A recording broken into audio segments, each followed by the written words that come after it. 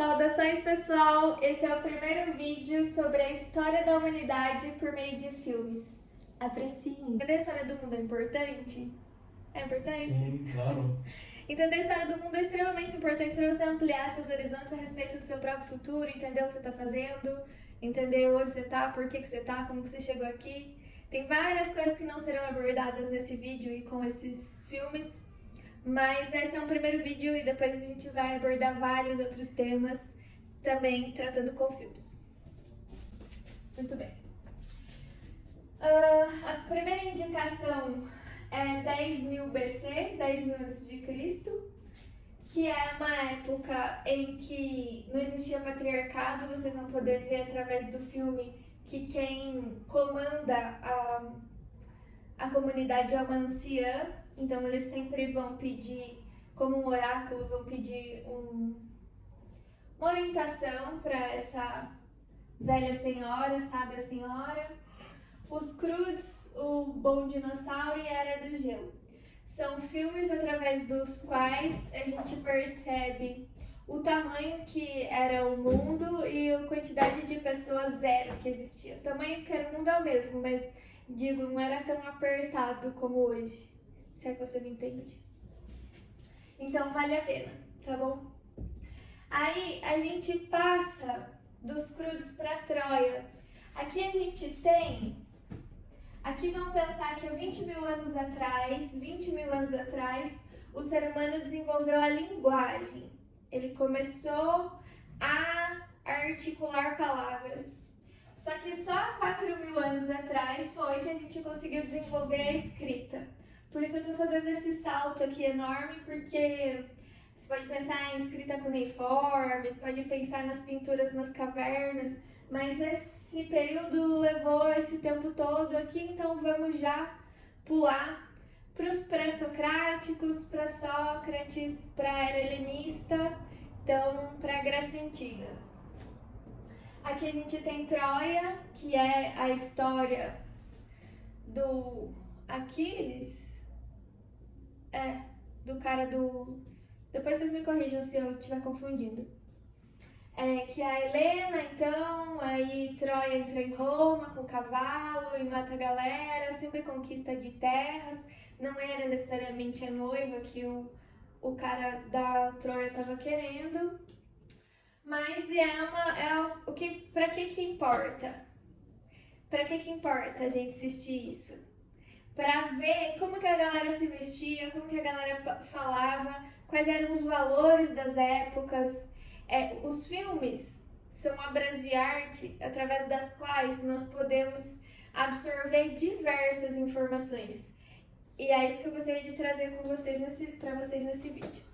300 também, Spartacus, blá blá blá, é legal de ver. Hércules, da Disney, aquele bem antigo, dos anos 90, eu acho, é super legal de ver para entender a mitologia grega.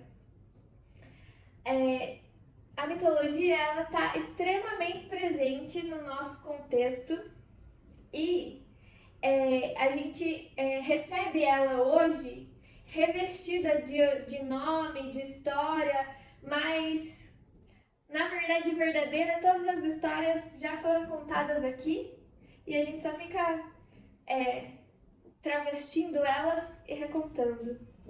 Eu tô falando da parte ocidental do mundo, que é a nossa influência direta. A parte oriental, talvez a gente possa fazer um vídeo tratando só de como eles evoluíram, depois como eles se relacionaram com a gente. Mas aqui é basicamente uma cultura construída em cima da religião judaico-cristã. Aí, de Troia, então aqui a gente tá falando antes de Cristo. Aí, vejamos. Queda do Império Romano, século II, III, depois de Cristo. Então aqui a gente tem que pensar na era cristã. E aí o Cristo nasceu, foi morar no Egito por muito tempo, teve a situação dele no templo do pai, que ele jogou as as feirinhas dos caras, falou, não é fazer comércio aqui. Aí o pai e a mãe dele acharam melhor levar ele para morar em outro lugar e eles foram pro Egito.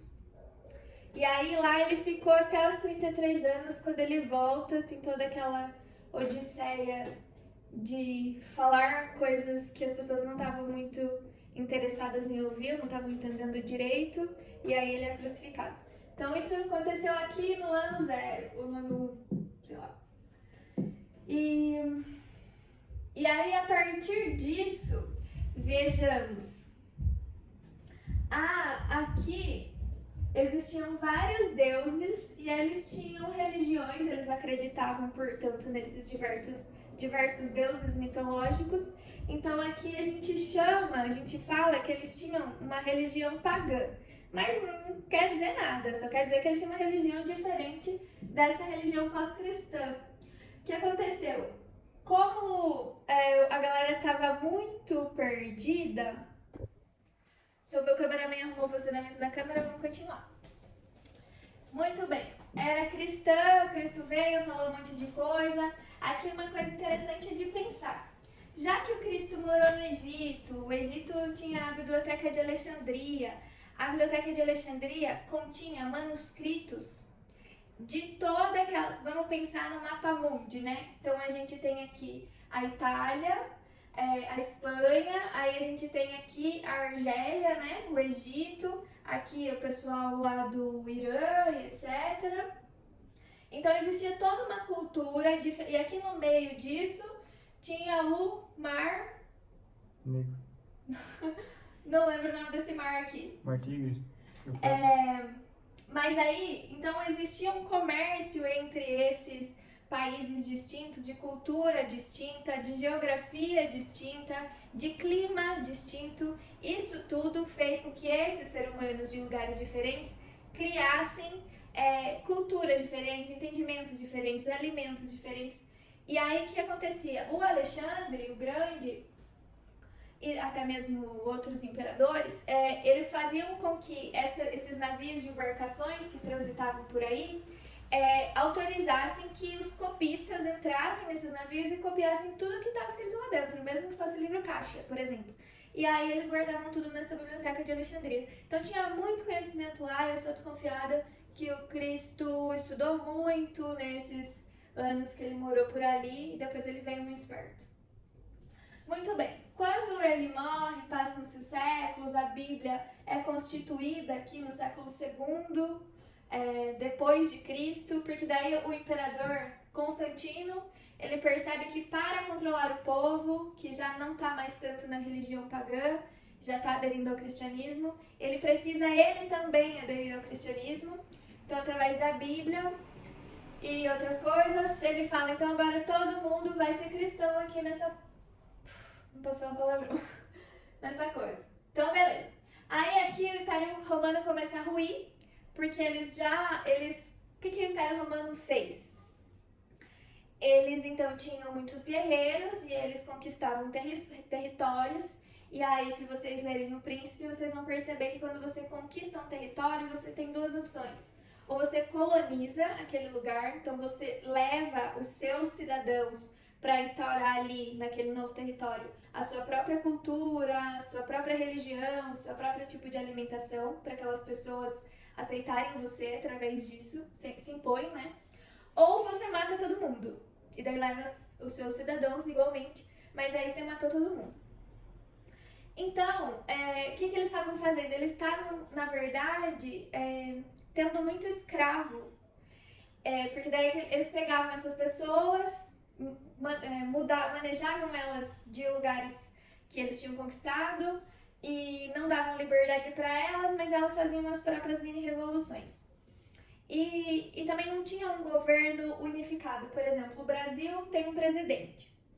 O imperador, ele dava esses novos impérios que ele conquistava para governantes. E aí ele perdia o controle, aí perdeu o controle, e aí a coisa só foi por água abaixo. E aí, então, a gente entra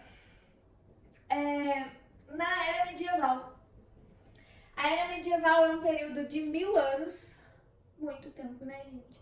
Até um pouco mais de 1000 anos, onde as pessoas... Aí o que aconteceu? Destruiu Alexandria, acabou, não tinha mais conhecimento. A pessoa que desenvolvia um pouco de conhecimento ou era algum tipo de mago, ou era uma bruxa. Então, quem sabia alguma coisa e tentava ajudar aquela comunidade através de chás de ervas, ou através de algum tipo de meditação, qualquer coisa nesse sentido, era tido como alguém que estava em parceria com o demônio e aquilo não era da igreja, não podia ser aceito. A única salvação vinha do céu, vinha da igreja, e para você ter salvação da igreja você tinha que dar moedas. Enfim, a era medieval foi um tempo em que o ser humano foi impedido de pensar. Ninguém deu material para o ser humano tentar se desenvolver e só virou um monte de gente burra. E aí a gente consegue ver isso nesse filme Cruzada. Esse filme, o rei, ele é como o namoradinho da Kylie Jenner. Como chama a irmã da Kylie Jenner? Mary Jane? Esse filme, o rei, eu acho que vocês deviam assistir, viu? Acho que vocês devem assistir todos, mas esse é legal de ver. Valente, da Disney, vocês conseguem ver também que as pessoas acreditavam muito em monstros. The Witcher, vocês vão ver como que as pessoas pagavam para ter algum tipo de proteção. É a época dos castelos, é a época das princesas, é a época dos feudos. Então, alguém com muito poder, com muito dinheiro, detinha uma terra e aquela comunidade toda em volta, na verdade, trabalhava para o rei, né? E então o que eles plantavam tinha que ir para o castelo, o que eles conseguiam monetizar tinha que ir para o castelo, e eles acabavam ficando só com alguma coisa por sobrevivência. Isso aconteceu por muito, muito tempo. O físico é legal de ver, um tipo de... Você vê que aqui, ó, o físico, ele era persa. Para você entender que o conhecimento ele não estava na Europa. Ele estava ali no continente, na África subsaariana. É a África subsaariana ali? Ele estava ali, num lugar que hoje a gente vê que tem muita guerra, tem talvez pouco pensamento livre, mas foi uma terra que verteu muito conhecimento, inclusive para a física mesmo, para a própria física moderna, para a matemática. Foi uma área que criou muita gente que sabia pensar logicamente, que sabia entender a natureza, decifrar a natureza, né? Ok.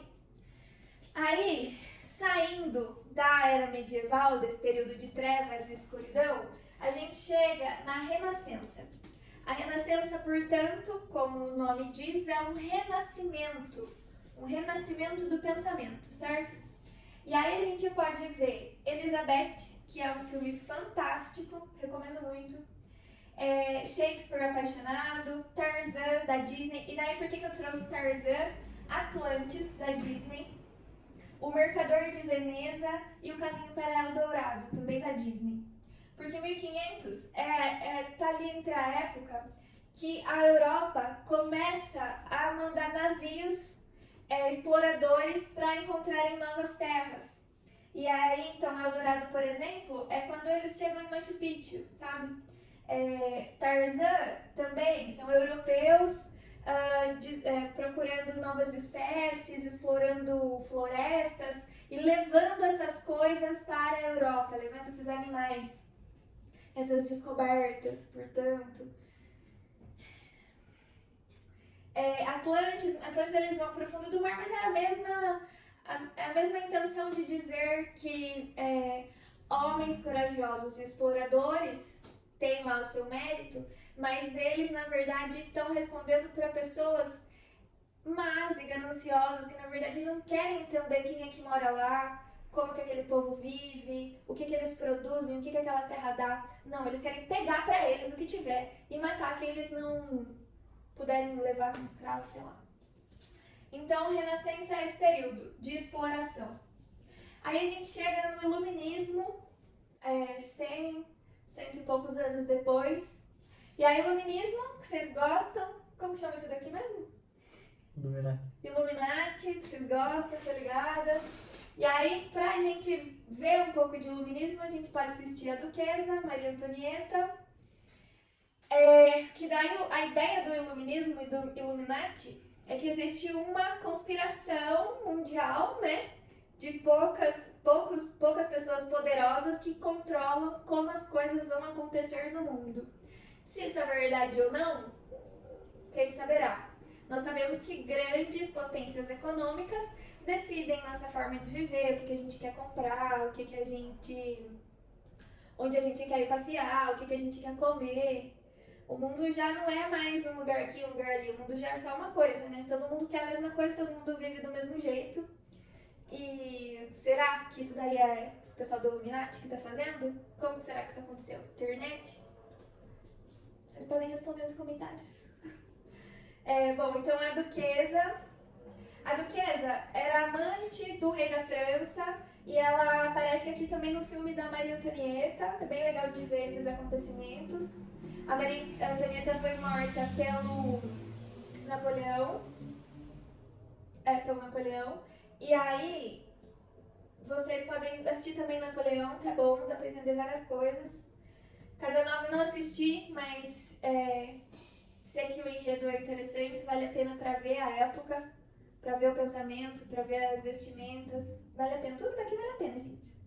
E o Código da Vinci, que se passa já nos anos 2000, só que ele traz muita história da arte, história da Renascença, história da igreja. É legal de assistir para perceber que traz também o iluminismo, os Illuminati, mas traz toda essa coisa que veio antes, é bem legal assistir. Revolução Industrial, Tommy Shelby que vocês gostam, tava lá na Revolução Industrial. Então, se não quiser assistir Oliver Twist, Tommy Shelby vocês assistiram já com certeza. Eu tenho certeza que quem já assistiu, assiste de novo no dia seguinte se quiser, se der tempo, porque todo mundo é apaixonado pelo cara. Então, assistam, se vocês puderem, assistam novamente com esse olhar para o período pelo qual ele está passando, né? Acho que são seis temporadas, são 6 anos ali do mundo se transformando, e você pode ver isso através dos olhos dele, é muito legal. E aí, da Revolução Industrial, a gente dá um pulo para as grandes guerras, as últimas grandes guerras que nós tivemos, que são as mais famosas. Últimas não, né? Que tá rolando guerra ainda, mas enfim. 1917 é muito emocionante, vale a pena assistir. É muito triste, na verdade, porque você vê o jovenzinho, as pessoas com os próprios sonhos, sendo enviadas lá pra morrer e gente brigando por nada. Assim, aí você percebe que tem pra quê, né? Velhos mandando jovens, né, pra brigar por ideais deles próprios. Enfim, Mulher Maravilha também. Eu acho muito triste esse primeiro Mulher Maravilha aqui com a Gal Gadot. Se você assistir com esse olhar, perceber a tristeza mesmo, guerra não tem outra coisa pra falar. E beleza. Aí a gente passa para a Segunda Guerra. Segunda Guerra é fantástico, porque graças a Já, o Hitler ele se acaba e é de lavar a alma ver aquela maldade se esvaindo. Apesar de a gente saber que essa maldade ainda tá no mundo, ela tá no nosso tempo, de uma outra maneira, mas é legal ver Bastardos Inglórios, eles matando nazistas, é a coisa mais linda que tem. Dunkirk, eu gosto de indicar e de assistir Dunkirk, com O Destino de uma Nação. Eles contam da hora que o Hitler tá vindo, tá entrando na França, tá atravessando a França pra chegar na Inglaterra. A gente sabe que a Inglaterra é uma ilha, você tem que atravessar um mar pra chegar lá. E aí mostra como que o Churchill conseguiu livrar alguns soldados ingleses da morte, trouxe essa galera de volta pra Inglaterra e meio que levantou a moral da nação e conseguiu a ajuda dos Estados Unidos e conseguiu acabar com a guerra, assim, com tratativas, negociações. O Hitler ele já tinha, né, entrado em decisões erradas, sem alimento pros caras do exército dele, já estava definhando mesmo, mas é legal ver isso aqui acontecendo. E o pianista, que Ele era um cara judeu, fala bem do sofrimento judaico aí, dessa galera. Tem muito filme bom, muito filme triste. É complicado esse período. Eu acho que se a gente assiste isso, a gente não tem, no mínimo, condição de aceitar alguém falando alguma besteira de Minion no almoço, no trabalho. Se você não pode revidar, pelo menos sai de perto. Não frequenta, não vive com essas pessoas, não. Faz mal. Aí, anos 50... anos 50 eu não coloquei. Anos 50 é Don Drape. Mad Men. Como escreve Men? Com A mesmo? Mad Men. Mad Men é assim, ó. A galera acabou de sair da Segunda Guerra. E aí, Wall Street, Estados Unidos, capitalismo bombando. Trata muito de publicidade e propaganda, de como é fácil enganar as pessoas através da propaganda, que isso aconteceu aqui também. Mas é legal de assistir também, pelo menos na questão do Tommy Shelby, é legal de assistir porque você consegue ver a passagem do tempo, como que o modo de vida se alterou, como que o pensamento... então você vê mulheres nos subúrbios, bem casadas, esses maridos nas metrópoles, cheios de amantes. Aí você vê as mulheres das metrópoles tentando entrar no mercado de trabalho, tentando se posicionar e sendo sempre desacreditadas. É uma época muito complicada para a mulher, até hoje muito complicado, mas aqui era muito mais. Então, Mad Men vale muito a pena para ver esse período aqui e ver esse período se transformando. Agora, a partir daqui, são seus avós, são seus pais, são seus irmãos, são seus tios. Então você não precisa assistir muita coisa para entender essa época, basta você conversar com eles, entender onde eles saíram, o que eles estudavam, se eles achavam legal estudar. A gente pode entrar aqui na história do Brasil a partir de 1800, a gente pode, a partir de quando Dom Pedro II é expulso do Brasil, a gente pode trazer, tem filmes também que retratam essas épocas, é bem legal de entender. Se vocês quiserem essa opção, coloquem nos comentários. Porém, eu trouxe alguma indicação de filmes. Então, nos anos 60, eu indico que vocês vejam O Primeiro Homem, que é um filme fantástico que mostra como a NASA conseguiu levar o Neil Armstrong para a Lua. E para mim é muito incrível de ver, por causa que os foguetes... Vocês não sei se já andaram de Brasília. Eu, quando era criança, meu avô teve Brasília. E perua também. E assim, é muito diferente dos carros de hoje, sabe? Você via aquilo mexendo, assim, aquele barulho, e era a mesma coisa, assim, com os foguetes. Então eu falo, meu Deus, como esses caras tiveram muita coragem, e que bom que eles fizeram isso. Forrest Gump, que é um contador de histórias, e é incrível de ver também a passagem dele pela vida. E tem esse período dos anos 60, tem essa galera nos Estados Unidos reivindicando que a guerra no Vietnã cessasse. Então, esse período é legal de ver. Depois eu pensaria em mais filmes sobre isso, sobre a guerra do Vietnã. Na verdade, tem um filme muito bom que eu vou deixar na descrição, que eu não tô lembrando agora, mas é incrível. Ele acaba com o cara falando assim, que horror, que horror. Foda. E A Chinesa, que é um filme do Godard, que é um cara que eu gosto muito, que é um monte de jovenzinhos revolucionários querendo fazer alguma coisa no mundo, mas um pouco perdidos a respeito disso. É meio que um tapa na cara, mas tapa na cara é bom porque constrói caráter. Não no sentido da violência, né? Mas no sentido de certas verdades devem ser ouvidas. Então assistam A Chinesa. Anos 70, Taxi Drive, Scorsese. Anos 80, A Mosca. Quem for assistir esse filme entenda como uma piada, que eu tô fazendo uma piada pra vocês. É bem esquisito, mas é legal de ver. Anos 90, Boyhood. Esse filme conta a trajetória de um menino da infância à adolescência e vale muito.